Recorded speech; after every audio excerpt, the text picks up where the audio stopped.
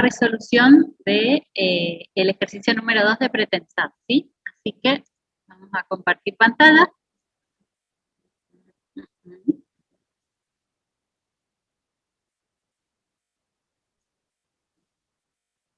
Ahí está.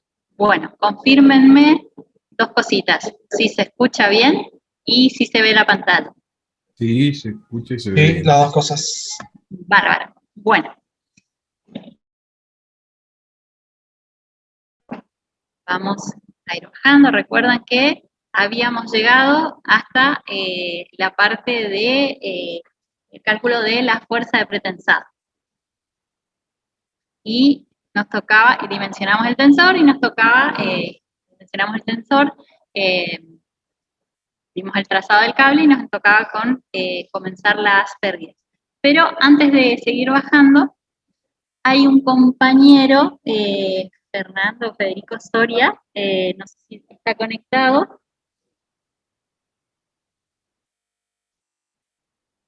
Sí, profe. Fernando Soria, bien.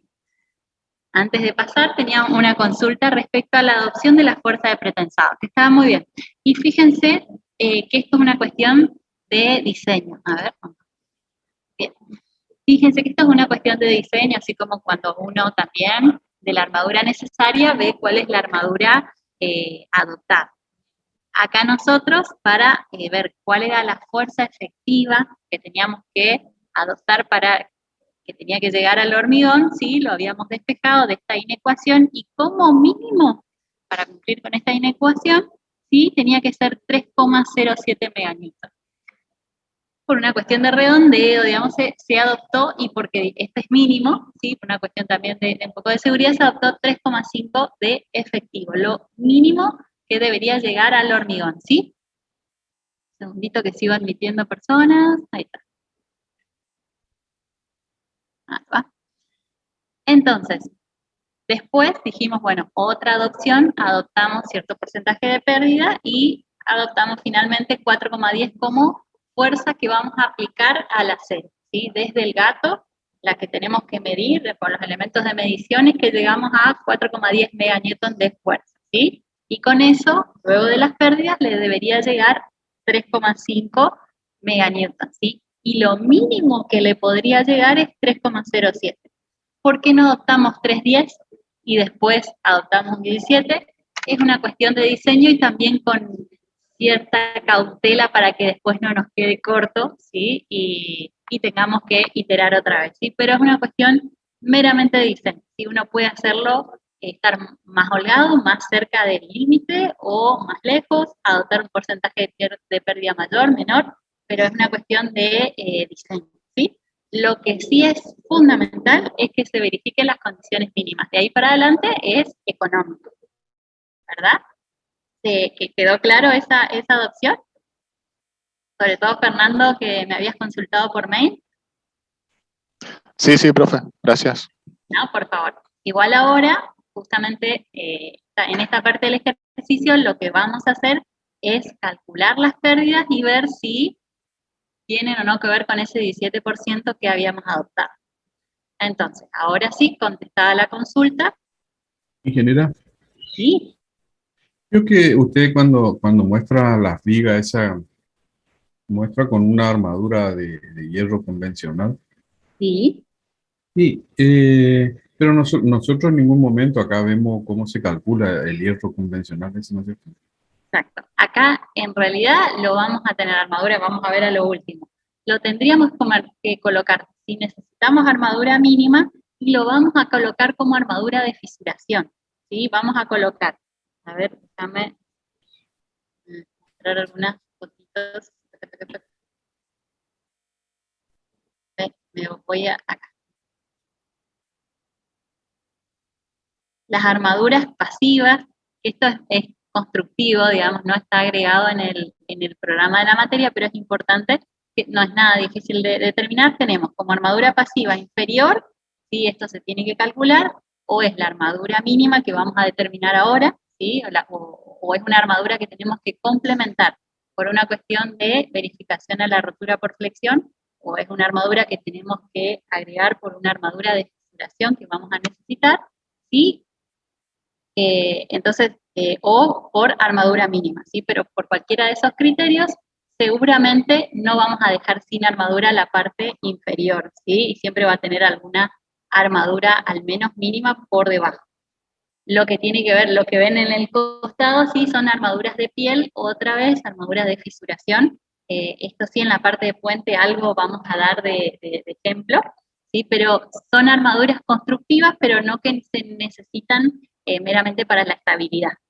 ¿Se entiende? Sí, Sí, gracias, gracias. no, por favor, sí, no, sí, es fundamental lo que vamos a ver ahora, la verificación a rotura, si necesitamos, lo más simple, en lugar de cambiar toda la armadura activa, es agregar armadura pasiva, ¿sí? Y esa se necesita sí o sí por la estabilidad de la estructura. Igual nos estamos adelantando, ya vamos a ir llegando a esa parte. Entonces, ahora sí arrancamos lo que nos toca ver hoy. Vamos a comenzar con la determinación de las pérdidas. Antes de eso, quiero que me digan si, obviamente ustedes ya tuvieron que haber visto el ejercicio y me van a hacer consulta. Quiero que me digan si entendieron cuáles son estos dos estados de nuestra pieza, ¿sí? El estado T0 y el estado T infinito. ¿Hay alguien que se animaría a definírmelo, el estado T0?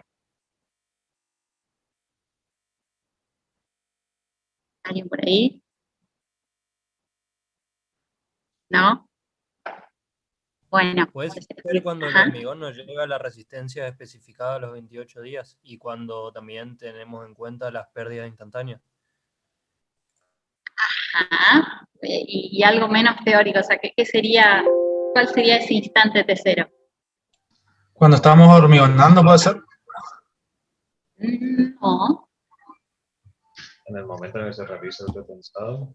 Ahí está, no sé quién lo dijo, bien lo dijo, que tiene algo que ver, o sea, tiene un poco algo que ver, pero la respuesta es la que no sé quién lo dijo en voz baja, pero es el momento en el que se realiza el TESAT, ¿sí? Nosotros, ustedes el año pasado cursaron hormigón 1, no hicieron la rotura de la viga, pero sí hicieron el moldeo de la viga en estudio de ensayo de materiales.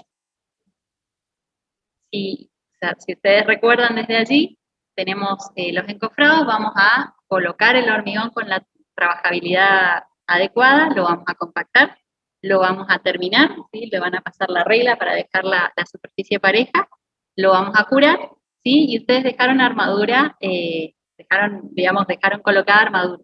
Si estuviéramos en pretensado, en el momento, y lo hacemos, o sea, en el momento que nosotros estiremos los cables, vamos a definir nosotros qué momento es, qué edad es, ¿sí? Pero en ese momento va a ser el instante T0, ¿sí?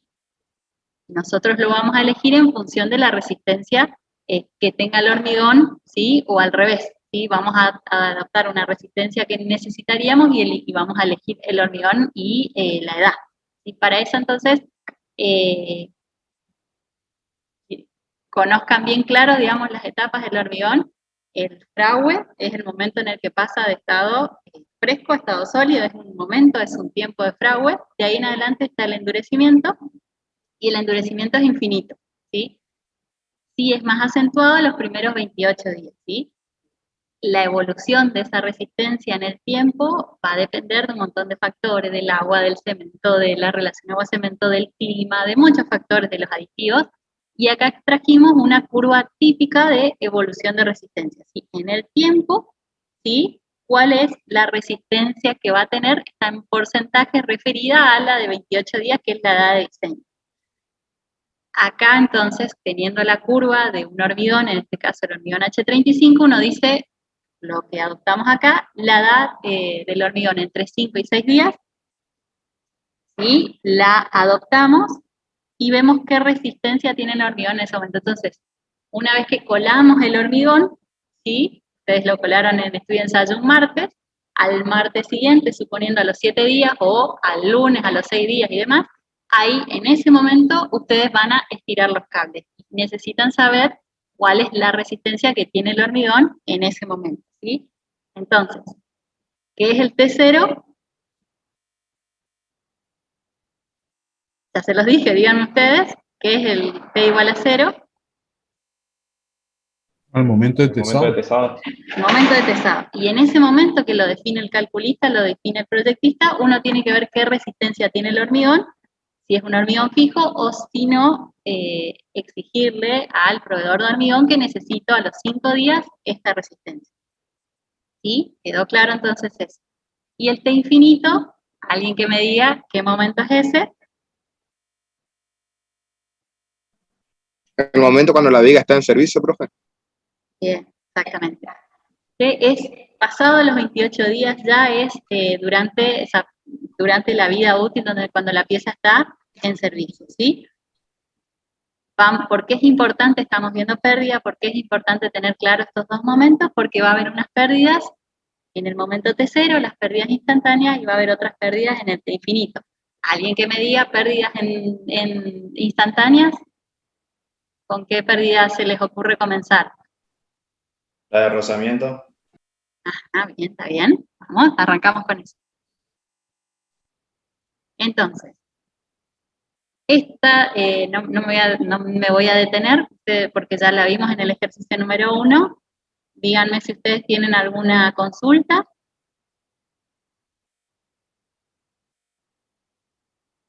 ¿No? ¿Ninguna? Bueno, pero entonces quiero que les quede claro que la diferencia entre el ejercicio 1 y este es que en el ejercicio 1 se trabajaba con un cable medio, ¿sí? Y en este ejercicio vamos trabajando en cable por cable, y vamos viendo flecha por flecha, ¿sí? Y en la carga total la dividimos dividido 4 y vamos tomando la fuerza por cada cable y la pérdida por cada cable. La sumamos y tenemos la pérdida total. ¿Les parece que va a ser igual a la del cable medio? Y tendría que ser. Bien, díganlo, fíjense que en el video les doy los valores para que ustedes puedan calcularlo y determinen que va a ser lo mismo. Es lo mismo trabajar con 4 cables de esta forma o con el cable medio, ¿sí? Se los expresamos de las dos formas para que si ustedes en algún momento de su vida profesional lo ven de una u otra forma, puedan comprender que llegamos a los mismos resultados. Seguimos.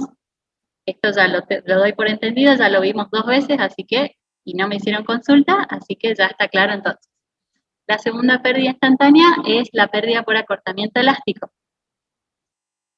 ¿A alguno le surgió alguna duda por acá? Yo tengo una duda de un correo, pero voy a empezar con ustedes si tienen alguna duda. Bueno, les pregunto yo a ustedes, ¿qué les parece que es la pérdida por acortamiento elástico? Si alguien me la pudiera definir.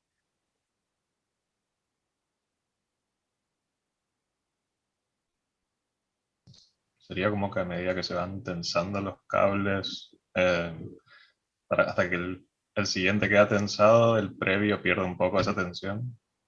Muy bien, viene por ahí, muy bien. Es justamente eso, o sea, tiene que ver con la secuencia de tesado.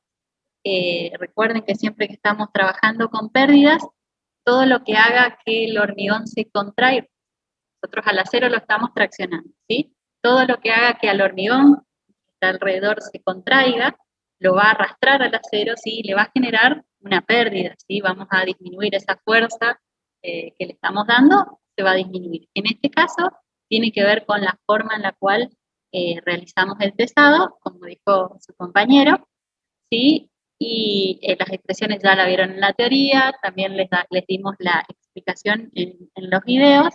Si no tienen ninguna duda, sí voy a pasar con una duda que me escribió una compañera de ustedes, Mariela Medina, no sé si está en la clase.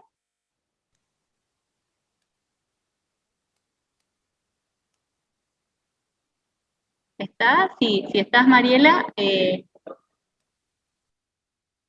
decinos algo.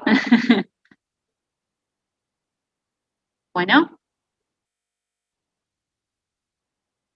¿Está?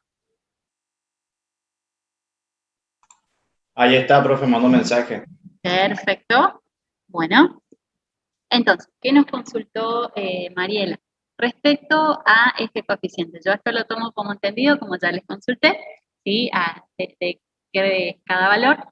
Este coeficiente, ¿sí? Tiene que ver con el factor de simultaneidad, de cómo realizamos la secuencia de pesado, para ver cómo nos va a afectar en la pérdida, ¿sí? ¿Cómo lo realizamos en este ejercicio, ¿sí? Nosotros determinamos, por un lado, la tensión, ¿sí?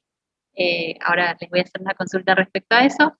Determinamos una tensión en el hormigón, ¿sí? En un lugar específico, lo dividimos por el módulo de elasticidad, tenemos deformación en el hormigón, lo multiplicamos por el módulo de elasticidad del acero y tenemos, digamos, una tensión en el acero, ¿verdad? Ahora, este coeficiente va a tener en cuenta justamente de lo que se trata la pérdida, ¿sí? De qué forma hacemos el pesado de los cables. Fíjense que nosotros lo que expresamos por acá, y lo voy a tratar de mostrar que esto, un segundito, como lo pasé hoy por la consulta de Falcón, acá. Lo quiero expresar en este gráfico para responder la consulta de su compañera. ¿Sí? La forma en la cual se expresa ese porcentaje que tiene que ver con cómo pesamos la armadura activa es, si tuviéramos un solo cable, no tuviéramos, o sea, lo pesamos y no vamos a tener un acortamiento por otro cable que estuviera alrededor. Como dijo su compañero, si tenemos dos, al primero lo pesamos. Al segundo lo pesamos, al pesarlo, ¿sí? Por acción y reacción, el hormigón se va a contraer y va a arrastrar al primero, ¿sí? Entonces en el segundo no vamos a tener pérdida, pero en el primero que habíamos pesado sí. Tenemos tres cables, lo mismo, ¿sí? En el último que pesamos no vamos a tener pérdida, en el segundo menos, o sea, en el segundo vamos a tener, y en el tercero más pérdida. Y en este caso de los 4 cables, ¿sí? Fíjense, en el último cable pesado no vamos a tener pérdida, ¿sí? En el anteúltimo la pérdida va a ser de 0,25 en porcentaje, digamos, en una ponderación. En el tercer cable 0,50 y en el último 0,75. ¿Sí? Este es el que tuviera más pérdida, este no tiene pérdida. Disculpe, ¿usted está mostrando un gráfico? Sí, ay, no me digas que no lo ven. Sí, No se ve. Perdón. Perdón. No habrán visto la armadura tampoco, pero discúlpenme. Gracias por avisarme. No pasa nada. Vámonos. A ver ahora.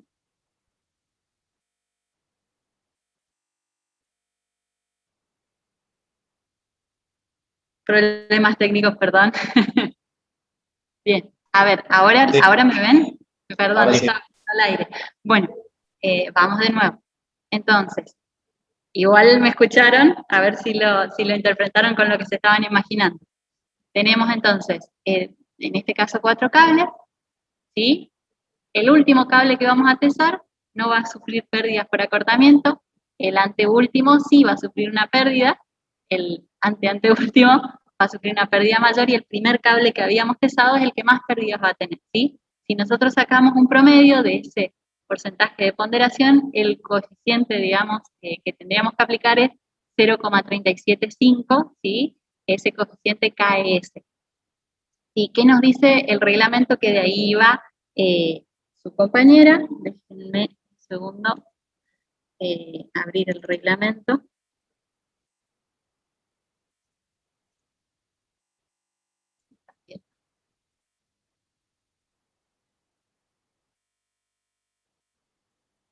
Cuando estamos en pretensado, cuando hablamos de pérdidas, cuando hablamos de pérdidas de acortamiento elástico, en hormigón postesado, en las expresiones del cálculo, ¿sí? SKS es igual a 1 para elementos pretensados, ahora les voy a preguntar por qué les parece que es 1, y para elementos postpesados es 0,5, que es lo que dice en el cuerpo, o si no se lo determina y estará entre 0 y 0,5. Si nos vamos más arriba a las explicaciones, nos dice que en general puede ser tomado 0,5, o si cuando tenemos pocos cables podemos tomar este valor, n-1 sobre 2n, ¿sí? Cuando es pocos cables es la cuestión. o tomar 0,5 y o sea, tendríamos una pérdida mayor. Entonces, lo más, digamos, lo más coherente es ir aplicándolo como lo hacemos de acuerdo al número de cables, lo vamos calculando, lo vamos determinando, y no aplicamos ningún coeficiente, pero sí para que lo vean. Entonces, en este caso, ¿sí? Si tenemos 4 cables y aplicamos esta expresión reglamentaria, 4 menos 1 es 3, 2 por n es 8, 3 octavos es 0,375, es igual a esa expresión. O sea, son dos formas de trabajo distintas, una con la expresión reglamentaria y otra trabajando cable por cable, ¿sí?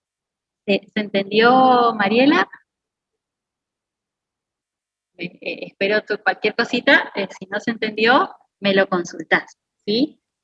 Volvemos al ejercicio, entonces. Por eso nosotros, acá en el ejercicio, el de 0, fíjense, estuvimos en este sería el primer cable tesado, 3/4. Ah, buenísimo, perfecto. El primer cable tesado, 3/4, o sea, el que mayor pérdida va a tener, y el segundo, el tercero, y el último no tiene pérdida, ¿sí? Por acortamiento.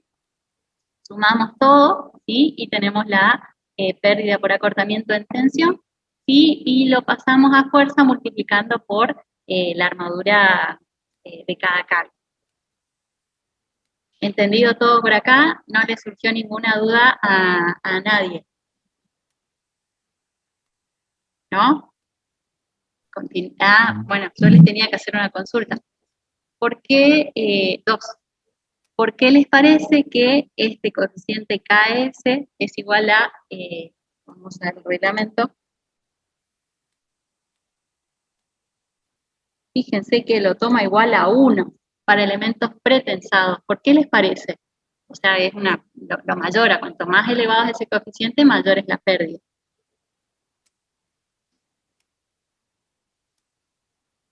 Bueno, eso se los muestro yo con una imagen. Es que llego, perdón, capaz que no los tengo acá, bien. Bueno, ustedes recuerden que en pretesado nosotros vamos a estirar primero los cables y después vamos a colar el hormigón, ¿cierto?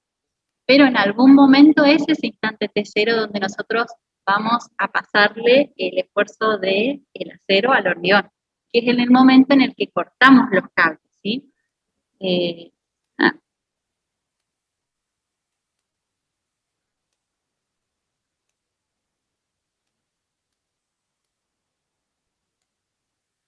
Estoy hablando de cables y no me están corrigiendo, cordones, ¿sí? En pretensado no hay cables, hay cordones, ¿sí? Fíjense, acá tenemos distintos cordones, esto es una viga,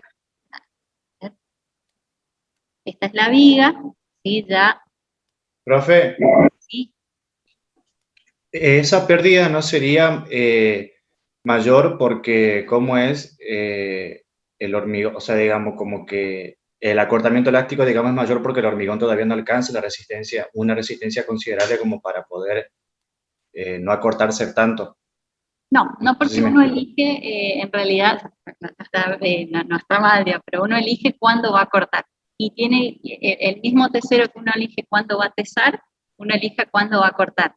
En las viguetas, ¿sí? Uno las tesa, realiza el colado y de acuerdo al tipo digamos, de vigueta, por ejemplo, para las series de grandes luz de 6 metros, que tenemos muchos cordones, es mucha fuerza, uno elige en qué tiempo los va a cortar, ¿sí? Esas viguetas, por ejemplo, las cortamos recién, o sea, uno corta, vieron que acá justo las tenemos los cordones, ¿sí? Que pasan por, digamos, unas placas que también se llaman de anclaje, se les colocan estas cuñas, ¿sí? Y luego por allí se realiza el tesado. A cierta edad, en la edad T0, uno la elige, uno corta esas cuñas, ¿sí? Y en ese momento que las corta, ingresa la fuerza de pesado al hormigón, ¿sí? Y un poco tiene que ver con lo que vos dijiste en ese momento. No tenemos cables, tenemos cordones, ¿sí? Y es mucho, o sea, fíjense que en esta vigueta, por ejemplo, al menos tenemos 4 cordones, vamos a tener mucha simultaneidad, ¿sí? O por ejemplo, en esta viga, también, o sea, fíjense, no estamos hablando de 2 cables, de 4 cables, tenemos muchos cordones, entonces por eso el reglamento directamente cuando estamos hablando de pretensado, el coeficiente es igual a 1, ¿sí?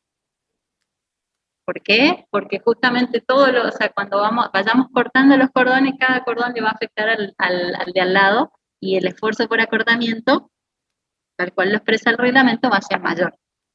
¿Sí? ¿Se entendió? Y el instante T0, al igual que yo lo elijo para postesado, lo elijo para pretensado. Yo elijo, que eso no sé si se lo terminé de contar, en viguetas simples se corta al día, se estudia el hormigón para eso, y en viguetas de mayor luz se los corta a los 3 días, a los 7, o sea, eso se lo va ordenando, así como se ordena la producción de la fábrica. ¿Se entendió bien? Lo que quiero es que vayan relacionando lo que vemos en el práctico, lo que estudian en la teoría, y lo que ven en lo que van a ver en su vida profesional. Entonces, terminada esta pérdida, seguimos con empezamos con las pérdidas diferidas. Empezamos con la pérdida de contracción. ¿Quién me puede decir qué es la pérdida de contracción? La pérdida por contracción del hormigón. Es porque el hormigón va perdiendo agua a medida que pasa el tiempo y eso genera una contracción en el mismo. Bien, sí, bien. Está perfecto. ¿Qué agua pierde? La que está por fuera digamos, de la que es necesaria para generar la mezcla cementicia, digamos. Muy bien, exacto. Bien, quedó claro entonces eso. Recuerden que siempre el agua es necesaria para el hormigón, ¿sí? Pero del agua que le colocamos, solamente la mitad es la que se necesita para generar la reacción de hidratación. El resto está libre y en algún momento de la vida útil se va a perder. Va a perder en estado fresco o en estado endurecido. En esa pérdida va a haber una pérdida de volumen porque se evapora, ¿sí? Y en esa pérdida de volumen hay una contracción y se puede generar distintas, esto es en todos los hormigones, no solo en hormigón pretensado, se pueden generar fisuras por contracción. Recuerden esto mismo cuando vean en el cuatrimestre que viene, en vías 1, que les enseñen juntas por contracción. Recuerden porque todo es parte del mismo fenómeno. Se pierde agua, se contrae, ¿sí? Y se pueden generar fisuras, en este caso ya lo van a ver, se asocian a hacer puntas de contracción. En el caso de acá en pretensado, nos interesa porque todo lo que genere contracción en el hormigón va a generar una pérdida en las fuerzas de tesado, ¿sí? Entonces, quedó claro a qué se debe. Y por eso, un poco las variables que utilizan esta fórmula, que eso también es importante que ustedes las vayan teniendo en cuenta y que relacionen entonces el concepto de la pérdida con las variables. Entonces, es natural que uno asocie entonces a esta pérdida, por ejemplo, la humedad ambiente, ¿sí? Que en este caso para aire general es 70%, también el coeficiente KSH, ¿sí? Que entiendo que que entendieron bien cómo adoptarlo. ¿Sí? ¿Están viendo? Sí, ¿están viendo? ¿De qué depende este coeficiente? El KSH. Del T0. ¿Cómo? Del T0, de la edad del hormigón cuando revisamos el tesado. Y de algo más también. La humedad del ambiente. No, de ese no. La fórmula sí, pero ese coeficiente no. Pero bueno, otra vez, siempre asocienlo. Recuerden cuando hicimos el colado de las vigas, recuerden siempre esos pasos, colocamos, compactamos, terminamos, y ese cuarto paso, que está aquí la ingeniera Morel, que justamente nos lo mostró y nos lo explicó, ¿qué hicimos después de terminar? Y es fundamental en el hormigón, después de que terminamos de colocar y le dimos la forma. ¿Qué tenemos que hacer con el hormigón? ¿El curado?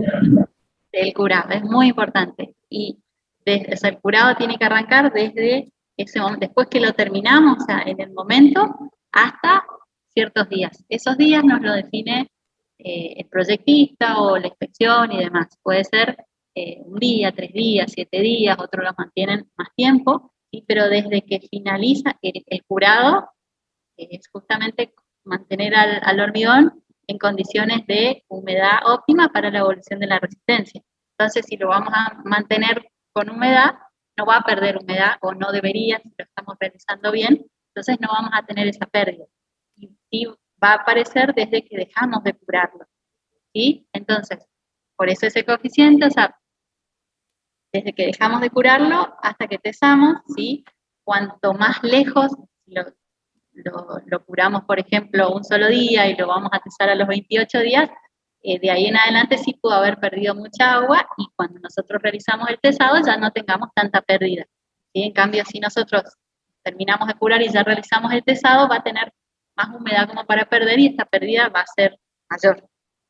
¿Se entiende entonces? Pero es no solo el tesado, sino el curado, desde que el hormigón puede llegar a perder agua, ¿sí?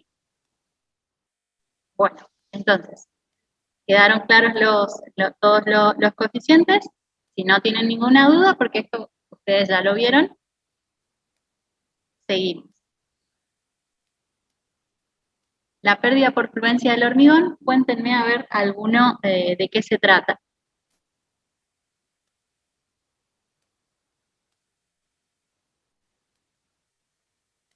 ¿Qué es la fluencia? ¿De qué les suena? Es cuando incrementamos la tensión a una tensión constante, o sea, digamos, se sigue deformando a una misma tensión. Ajá, sí, que uno lo tiene muy relacionado al diagrama tensión-deformación del acero. Sí. Bueno, al hormigón le pasa algo parecido en el tiempo, digamos. Entonces, tenemos una deformación a tensión constante. Recuerden siempre eso, a tensión constante. Entonces, cuando el hormigón está sometido a una carga de larga duración, por mucho tiempo, justamente en el tiempo, es normal que se genere una deformación, ¿sí? Y esa deformación, otra vez, acortamiento, porque siempre el hormigón está trabajando a compresión, va a generar una pérdida en el esfuerzo de tesado, ¿sí? Sí, no les hice la consulta ya. Acá siempre estamos trabajando en pérdidas con tensiones, ¿sí? Tensiones en el hormigón. ¿En dónde, en qué fibra, o sea, en qué fibra estamos trabajando, en qué fibra estamos calculando esas tensiones?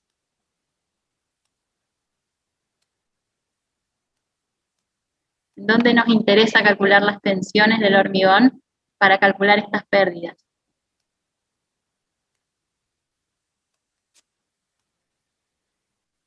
¿Dónde nos interesa calcular? ¿Por qué? O acá, estamos calculando pérdidas, estamos calculando tensiones y estamos trabajando, no estamos trabajando con el W resistente. ¿En qué fibra estamos trabajando? Esto es muy importante que lo sepan, porque ahí entienden el concepto. Recuerden que nosotros estamos calculando tensiones en el hormigón, ¿sí? El hormigón, y aquí estamos trabajando con cálculo de pérdidas de la fuerza de tesado. La fuerza de tesado está en la armadura, ¿sí? Nosotros necesitamos saber cuál es la tensión del hormigón alrededor de la armadura. Entonces nos interesa saber cuál es la tensión del hormigón en el baricentro de la armadura. Por eso van a ver que no trabajamos como verificamos la fuerza, como calculamos la fuerza de pretensado en la fibra inferior, sino que porque si no estaríamos trabajando con el W inferior. Acá estamos trabajando con la inercia, trabajando con la fórmula básica de flexión, la inercia dividido la distancia a la fibra que estamos considerando. Y que en este caso por eso aparece la excentricidad ahí. Entonces, ahora sí contéstenme, les respondí yo, ¿en qué fibra estamos trabajando siempre que calculamos pérdidas? En el centro de la armadura activa. Muy bien. Eso recuérdenlo, porque justamente el hormigón le pasa al acero estas tensiones y por eso se generan las pérdidas, ¿sí? No quiero ver en el examen que alguien divida por el W inferior y menos por el superior, ¿sí? Bueno, entonces, vamos a seguir con la última pérdida. No hay ninguna duda en esta pérdida, en la pérdida por fluencia. son fórmulas empíricas, pero tienen su respuesta un poco en la teoría.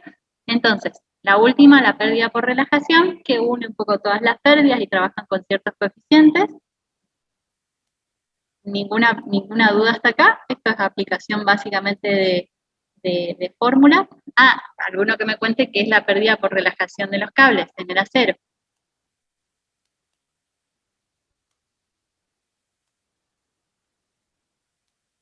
¿Alguno se anima? ¿Qué le parece que es la relajación del acero? Se da cuando la tensión disminuye, profe. Entonces ahí se genera las deformaciones, se da una deformación constante. No. Es algo Tiene similar. algo que ver, tiene algo parecido, pero no, o sea, está ahí cerquita.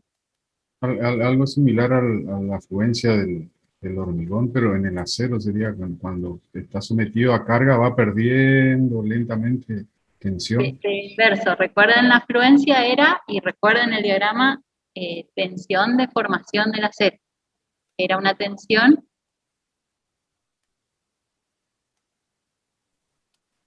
Claro, sería con el tiempo va perdiendo tensión el acero. Por la una misma, deformación por la constante misma. va cambiando la tensión que soporta. Exacto. Entonces, quiero que digamos, diferencien bien fluencia en el hormigón y relajación en el acero. Son dos fenómenos totalmente distintos. Y, la fluencia uno lo tiene más incorporado, si es una deformación a tensión constante. En este caso, sí, a una deformación constante, si el acero lo tenemos teso, ¿sí? Y digamos, se relaja, pierde tensión. En este caso es una cuestión de, digamos, de perder tensión en el acero, ¿sí? No es el hormigón que lo arrastra, sino una cuestión del acero, ¿sí? Pierde tensión en el acero, ¿sí? Porque está sometido a una deformación constante. ¿Estamos? O sea, Sí, quedó yo decía por el hormigón que es como si fuera algo inverso a lo que pasa en el hormigón. Por eso claro, nomás relacioné, por eso Espérate que relacioné con el hormigón. Bien, estamos. Entonces, ahora sí terminamos con todas las pérdidas. Y lo que hacemos acá, que esto es fundamental, hacer el resumen, sumamos todas las pérdidas instantáneas, ¿sí? Sumamos todas las pérdidas diferidas, sacamos un porcentaje referido a la fuerza aplicada, sí tenemos pérdidas instantáneas 7,75% y pérdidas diferidas 8,57%. Lo sumamos y es muy parecido, ¿sí? Es 16,34%, es muy parecido al 17% adoptado, entonces lo consideramos, digamos, adecuado. ¿Qué es lo que no puede pasar? No puede pasar que nosotros tengamos acá 20% y que tengamos una pérdida real mayor a la adoptada, porque si no la fuerza que le va a llegar al hormigón es menor, ¿sí? Tampoco puede pasar que nos vayamos muy lejos, ¿sí? De que tengamos 5% de pérdida, ¿sí? Porque si no, primero que va a ser antieconómico y segundo que podemos llegar a tener una contraflecha importante que no es deseada, ¿sí? Calculamos entonces la fuerza inicial, o sea, la fuerza que aplicamos al acero menos las pérdidas instantáneas, y la fuerza final efectiva, ¿sí? La fuerza aplicada al acero menos la instantánea menos la diferida, y tenemos 3,43, ¿sí? Como fuerza efectiva que va a llegar al hormigón. Ahora sí. Disculpe que vuelva sobre el tema. Sí. Vio que dijo que la pérdida tiene que ser cercana al valor adoptado. Y como habíamos dicho, como le consulté antes, el valor verdadero era 3,07 y el que redondeamos era 3,5. Y como en ese redondeo ya hay un 14% de mayoración, y a ese 14 después se le suma el 17 que considera por las pérdidas. En ese caso, ¿cómo sería ahí? ¿No sería muy poca la pérdida? Ahora lo vamos a ver a medida que vamos calculando las tensiones, porque en realidad lo que nos interesa es que verifiquemos las tensiones, ¿sí? ahora lo vamos a ir viendo, pero está perfecta la consulta, y es como te dije, una cuestión de diseño y de redondeo, o sea, una cuestión de un poco seguridad del calculista, ¿sí? Claro, claro. Yo decía más que nada por el tema que usted dijo recién, lo de la contraflecha, que lo he dicho en el video. Exacto. Luego uno tiene que verificar las flechas en los distintos estados y verificar esa contraflecha, hasta que sea la adecuada. Ahí está, gracias. En realidad siempre, para terminar ese tema, uno va a ir calculando las flechas para los distintos estados. Para el estado, por ejemplo, este puente, cuando estén solamente las cargas permanentes, es importante que no nos quede, digamos, en negativo, ¿sí? Que no tengamos una flecha, una contraflecha importante que nos genere al final fisuras, digamos, en la parte superior, ¿sí? Entonces uno va a ir verificando a control de flechas, ¿sí? Y de fisuras en los distintos estados, cuando esté en las cargas permanentes y cuando esté en la sobrecarga.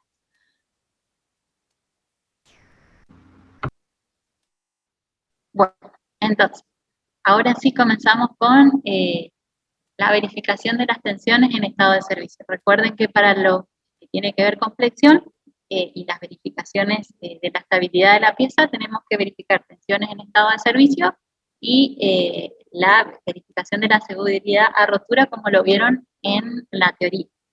¿Sí? Bien, como lo vieron en la teoría, tenemos distintas, entonces, para lo que es verificación de tensiones admisibles, tenemos distintas tensiones admisibles para los distintos momentos que habíamos definido, ¿sí? El instante T0 y el instante T infinito. Y vamos a tener distintas tensiones admisibles para compresión, para tracción, y en este caso para si estamos en L sobre 2 o no, y para nuestra pieza homogenizada, o sea, para nuestra pieza que es compuesta, quiero decir, recuerden que tenemos un H35 y un H30. El H35 es la viga y el H30 es la losa. Entonces, en lo que tiene que ver con el T infinito, donde ahí va a entrar el juego de la losa, vamos a tener distintas fibras, donde tengamos las fibras de la losa, vamos a comparar con las tensiones admisibles de la losa, y cuando estemos en la viga, con las tensiones admisibles de la viga, ¿sí? Y esto estoy hablando en compresión, porque en tracción, obviamente abajo, solamente va a estar la viga, ¿sí? Solamente tenemos la raíz del eje prima C, o sea, vamos a tener H35 solamente. Arrancamos entonces con el estado de 0, y tenemos nuestra viga, esto ya lo habíamos visto en otros dibujitos, nuestra viga. A ver, esto se los mostré, un segundito.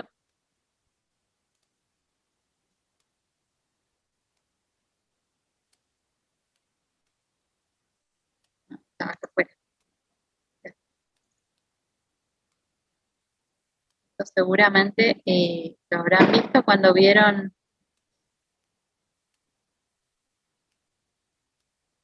el ejercicio, un segundo que se abre, entonces ahí va a quedar más clarito.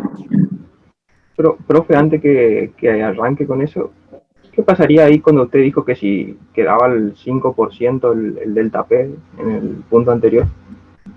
¿Cómo? O sea, se estaría con el delta P de la pérdida, si quedaba en 5, supóngase, y nosotros habíamos considerado 17, ¿qué es lo que le estaría pasando? Es una cuestión básicamente, o sea, económica, porque vos vas a estar poniendo mucha más fuerza de la que realmente necesitas. Ahora, a ver, para si estás poniendo pero no le pasa nada al hormigón, o sea, estaría sobredimensionando, ¿no? Claro, exactamente. Vamos a estar sobredimensionando porque vamos a tener mucha más fuerza, lo que quiere decir mucha más armadura. Es una cuestión primero económica, que eso siempre manda, por un lado.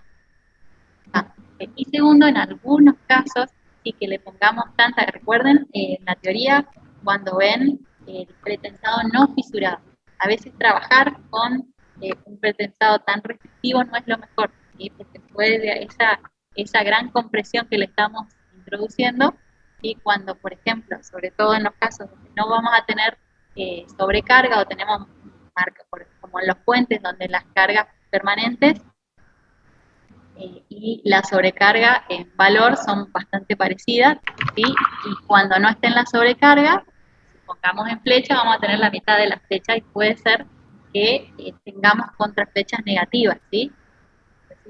Si lo alcanzan a ver, imagínense flechas en distintas condiciones para cargas permanentes y para sobrecargas. Cuando es muy diferente la flecha entre una y otra, puede ser que para las cargas permanentes tengamos una contraflecha, ¿sí? Y eso nos puede llegar a ser perjudicial.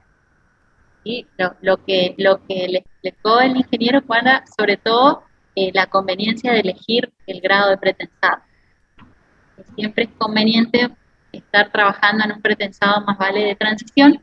En uno fisurado no tenemos las ventajas de trabajar muy parecido a un hormigón convencional, y en uno no fisurado es antieconómico y podemos llegar a tener alguna cuestión de contraflecha no del todo benéfica. ¿Se entiende?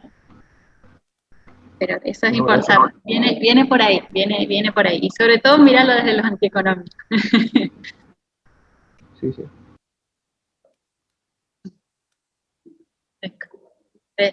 Exacto. Bueno, entonces, ahora sí, vuelvo a esto para que tengan bien en claro las distintas etapas. Entonces, vamos a tener distintas etapas de nuestra viga. La etapa inicial, donde vamos a hacer el pretensado, ¿sí? Donde vamos a tener la prefabricación, transporte y colocación de la viga, donde solamente va a actuar su peso propio, ¿sí? Recuerden que siempre la vamos a transportar y colocar desde dos cuenquitos que vamos a dejar acá, por la cual siempre va a trabajar simplemente apoyado, o así lo vamos a hacer trabajar, o lo vamos a ir verificando en las distintas etapas. El segundo estado es una vez que colocamos la losa de tablero. Cuando colamos la losa de tablero, esa losa va a pasar a ser una carga para las vigas principales, que van a tener entonces su peso propio más lo que le estemos cargando. En general es la losa y las vigas secundarias, ya lo vamos a ver eso en cuenta. Cuando ese hormigón de la losa se endureció, ¿sí? Ahora sí va a trabajar en colaboración con las vigas, la pieza va a ser compuesta, ¿sí? Y cuando le agreguemos el resto de las cargas, la vereda, las barandas, la carpeta de rodamiento y demás, vamos a tener un estado 3. Cuando el puente esté en servicio y circulen las sobrecargas por ahí arriba, vamos a tener el último estado, ¿sí? Esto mismo, entonces, el estado 1 solamente vamos a tener el peso propio, y M1, ¿se acuerdan que era la solicitación solamente por peso propio de la viga, y siempre en una sección? ¿En qué sección era? ¿Quién me dice en qué sección estábamos, los calculamos a las solicitaciones? En la más solicitada. ¿Cuál es? Sobre 2. Exacto, perfecto. La verificación de tensiones la vamos a hacer en la fibra más traccionada, o sea, en la sección y la fibra más traccionada. En esta viga simplemente apoyada va a ser en L sobre 2. ¿Sí? En un cálculo, como les explicamos en el video, en un cálculo completo, ¿sí? Tienen que ir verificando sección por sección, así como lo hablamos en el ejercicio número 1 del trazado del cable, ir adoptando distintas secciones y hacer verificaciones en las distintas secciones de la pieza. Fundamental en L sobre 2, que es la más solicitada, y pueden en L sobre 2 en los apoyos y luego en intermedio. En este ejercicio, vamos a, como los ejercicios del CIRSO, vamos a verificar la sección más desfavorable, como ustedes dijeron, L sobre 2. Entonces, acá vamos a tener lo que tiene que ver con las tensiones que tienen que ver con las solicitaciones entonces de flexión solamente por el peso propio de la viga. Incorporamos lo que tiene que ver con el pretensado, ¿sí? Ya lo vimos, y lo que tiene que ver con las pérdidas va a ser inverso a lo que tenemos por pretensado. Va a ser tan considerada como una fuerza, ¿sí? Pero en este caso de tracción aplicada en el baricentro de la armadura activa, ¿sí? Entonces van a ver que tenemos los mismos, el diagrama uniforme por ser una fuerza, ¿sí? Y lo que tiene que ver por la excentricidad, pero sabiendo que está traccionando, ¿sí?, la fibra inferior. ¿Sí? Esto quedó claro entonces cómo trabajamos las pérdidas inverso a la fuerza de pretensado. ¿Sí? Bueno, entiendo que sí. Y estamos entonces con las pérdidas instantáneas, que son las que se generan. Profe, ¿el tercer diagrama de qué es? Ah, lo acabo de explicar. ¿De qué te parece que es? ¿Qué ves por ahí? No sé si es de la suma de los dos o Fíjate sería fíjate el de los términos. Fíjate que acá tenés delta PI. sí, de las pérdidas.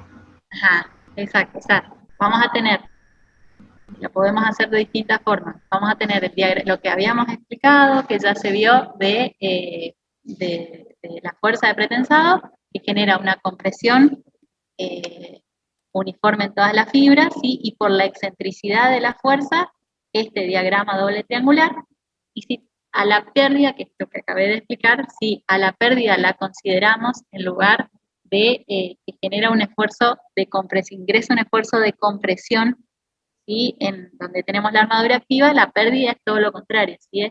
Estamos ingresando un esfuerzo de tracción en el lugar donde tenemos las pérdidas, en el lugar donde tenemos la armadura activa.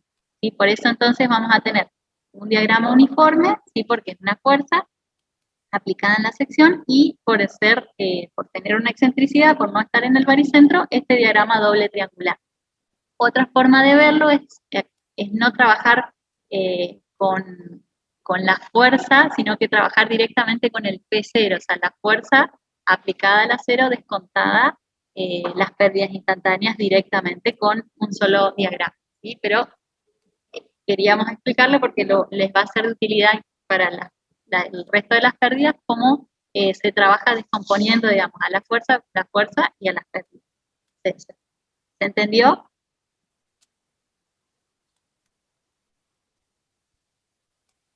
Sí, profe. ¿Sí? Buenísimo.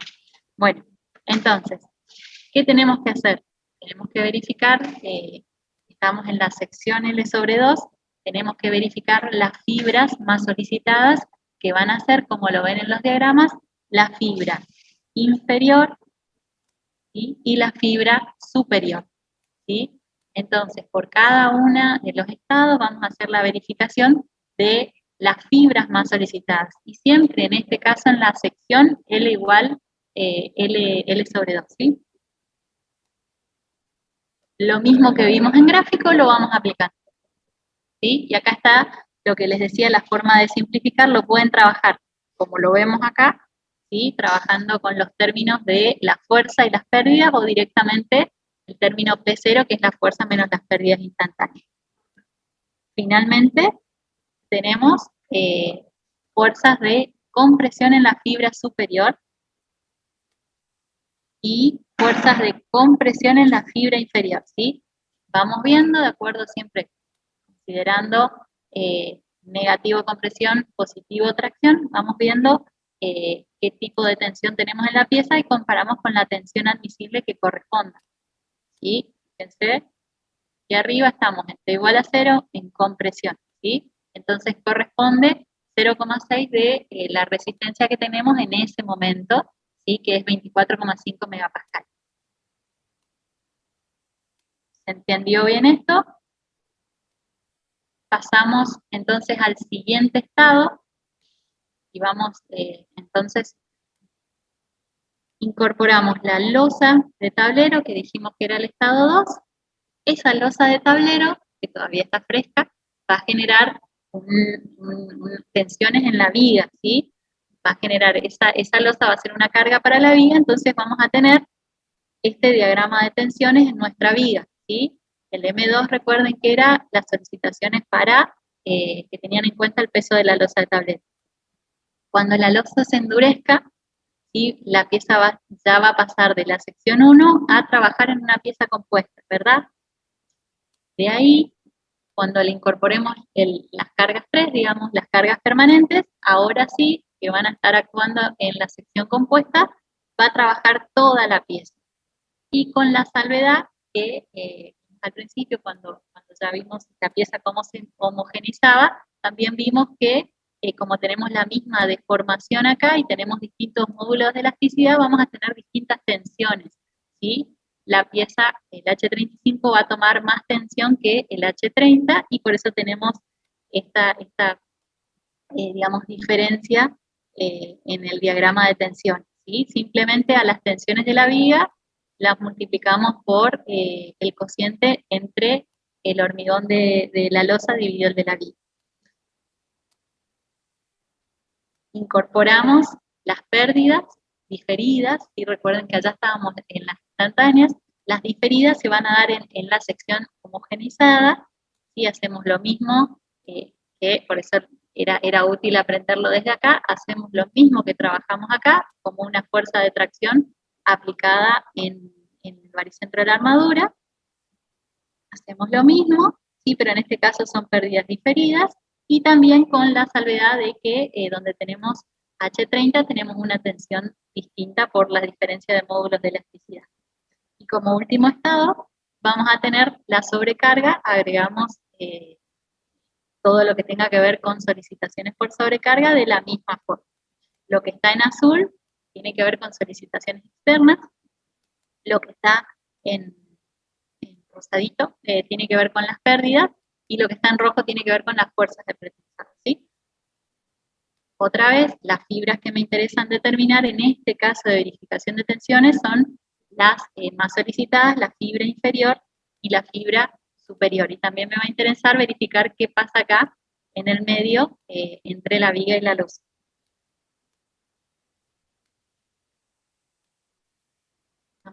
Terminamos este tema y hacemos un pequeño recreito, que ya pasó una hora y no los quiero aburrir. Así que entonces, en estado 2, a las tensiones que teníamos, incorporamos los términos, ¿sí?, que tienen que ver con los esfuerzos, con las cargas permanentes de la losa, en la fibra superior, en la fibra inferior. En el estado 3, incorporábamos el resto de las cargas permanentes y las fuerzas y las pérdidas diferidas, y acuérdense siempre, en el estado 3 ya empieza a trabajar la sección homogenizada, así que las características geométricas van a ser de la pieza 2, y, perdón, lo que tiene que ver con tensiones admisibles, fíjense, estamos trabajando en la viga, suponemos 0,45 de el F'C, 1575, estamos acá, suponemos, sí, que la carga permanente de la losa se va a hacer después de los 28 días, ya teniendo el hormigón H35, ¿sí? Esto es algo que es importante preguntarse. Puede ser que la coloquen y cuelen la losa de tablero a los 15 días, entonces tendrá que ser la resistencia de los 15 días. En este caso, se va a colocar la losa de tablero después de los 28 días, entonces ya la viga va a ser un H35 y trabajamos con esta resistencia, la viga. ¿Sí? Y como estamos, otra vez nos siguió dando compresión, estamos en menos y en menos, siempre tensiones de compresión. En el estado 3, fibra superior del hormigón de la losa in situ, me dio menos 1,93, seguimos en compresión, pero acá siempre considerando el hormigón de la losa, porque estamos en la losa. En el borde del premoldeado, ¿sí?, tenemos menos 8,93, compresión también, pero ya en la viga, y en la fibra inferior tenemos menos 2,68, 62, seguimos con compresión. Agregamos las sobrecargas,